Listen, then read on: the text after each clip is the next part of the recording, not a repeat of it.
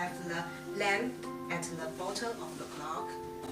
We can check it have the clock display and have the some control.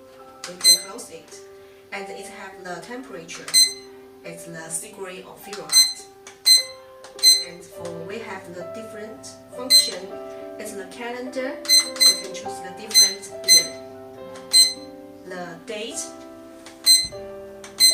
and the different mode of clock is 12 4 hour or 24 hour and 12 hour.